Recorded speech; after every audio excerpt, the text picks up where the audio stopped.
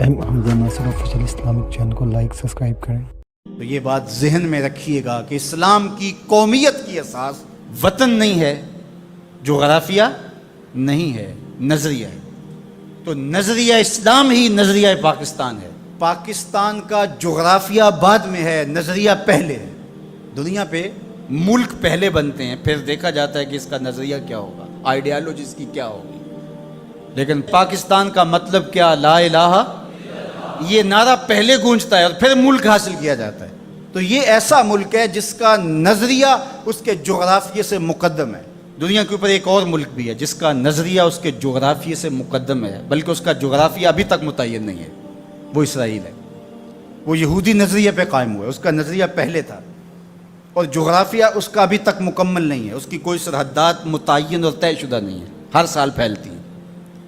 چونکہ ان کا نظریہ غالب ہے اور وہ نظریہ یہود کے اوپر اس ملک کو حاصل کرتے ہیں، اس ٹکڑے کو حاصل کرتے ہیں، پھر اس کے بعد اس کا جغرافیہ پھیلنا شروع ہوتا ہے۔ آج بہت شور ہے کہ عربوں نے تسلیم کر لیا اسرائیل کو، اور بعض دانشور ہمیں بھی یہ مشورہ دیتے ہیں کہ پاکستان کو بھی یوں کر لینا چاہیے۔ جب عربوں نے کر لیا، ان کی ہمسائیگی ہے، ان کا مسئلہ ہے، ہم کیوں نہ کریں؟ تو یہ بات ذہن میں رکھیے گا کہ یہ عرب ریاستیں جو بنی ہیں، یہ نظریے کی بنیاد پہ نہیں بنی، یہ لسانی بنیادوں پہ کھڑی ہوئی ہیں۔ جب سلطنت عثمانیہ کو توڑا گیا تو اس وقت یہ بت تراشا گیا اور عربوں کو کہا گیا کہ یہ اجمی ہیں ترک اور تمہارے اوپر حکومت کرتے ہیں اور تم عربی نسل ہو۔ وہ لارنس آف عربیہ 4000 جاسوس لے کر کے بظاہر آثار قدیمہ کی کھدائی کے لیے آیا تھا، لیکن اس کا مقصد تو کچھ اور تھا، اور کس طرح ان کے اندر عصبیت ابھاری، یہ مکر تھا تاکہ مسلمانوں کو ٹکڑیوں میں بانٹ دیا جائے۔ اقبال نے اس کو بت کہا ہے۔ یہ بت کہ تراشیدہ تہذیب نوی ہے، نئی تہذیب کا تراشا ہوا یہ بت ہے۔ یہ بت کہ تراشیدہ تہذیب نوی ہے، غارت گرے کاشانہ دین نبوی ہے۔ بازو تیرا توحید کی قوت سے قوی ہے، اسلام تیرا دیس ہے، تو مصطفی ہے۔ نہ عربی، نہ اجمی، نہ گورا، نہ کالا، تیری پہچان یہ ہے کہ تو مصطفی ہے۔ تو یہ وہ شناخت تھی جو امت کی وحدت کی ضمانت بنتی ہے۔ تو آج اگر کسی ایک ملک نے تسلیم کر لیا ہے اور کل دوسرا ملک تسلیم کر لے گا، لیکن میں آپ کو ایک بات بتاؤں اور وہ غور سے سن لو، وہ یہ کہ ساری دنیا بھی اسرائیل کو تسلیم کر لے، پاکستان تسلیم نہیں کرے۔ وہ کیوں؟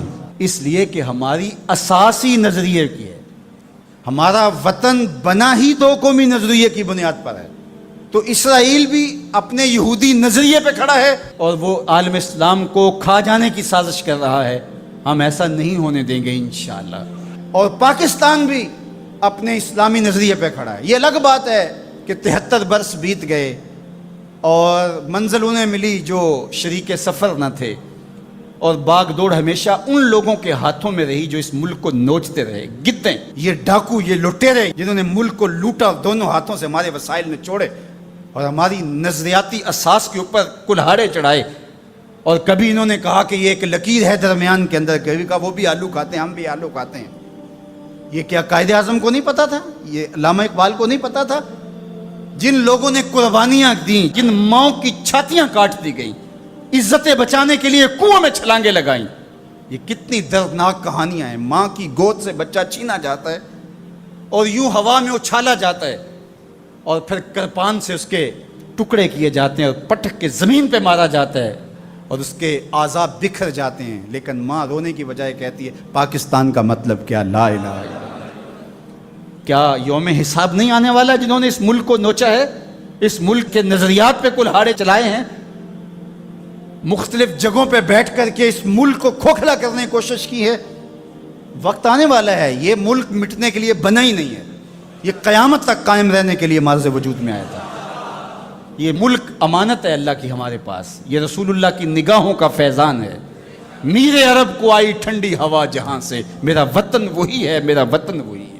میں یہ بات ہر سال کہتا ہوں کہ اللہ رسول کے ساتھ تو ہماری محبتوں کا رشتہ لازوال ہے، لیکن اس ملک کے ساتھ ہم ٹوٹ کے محبت کرتے ہیں، اس لیے کہ اس ملک نے اسلام کی نشأت کے لیے بنیادی پلیٹ فارم بننا ہے۔ پاکستان سرخرو اور بامراد ہوگا. اللہ ایسے رجال یہاں سے پیدا کرے گا. بس آپ اپنے حصے کا کام کریں, جو آپ کی ذمہ داری ہے اس کو نبھائیں. جمعۃ المبارک میں حدیث پاک میں ہے کہ ایک ایسی گھڑی ہوتی ہے جس میں ہر دعا قبول ہوتی ہے. تو میں آپ کی آمین کے ساتھ آج کی ان مبارک گھڑیوں میں یہ دعا کرتا ہوں, اللہ میرے وطن کی خیر فرما, میرے ملک کو امن کے اجالے عطا کر, میرے ملک کو اپنی رحمات کا سایہ عطا کر دے, میرے ملک کو معیشت کا جمال عطا کر دے, ملک کی نظریاتی سرحدوں کی اور جغرافیائی سرحدوں کی مالک حفاظت فرما. اللہ جو اس ملک کو میلی نظر سے دیکھے اس کو خاصر و برباد کر دے. پاک فوج کی قدم قدم پہ حفاظت فرما, پاکستانی قوم کی خیر فرما.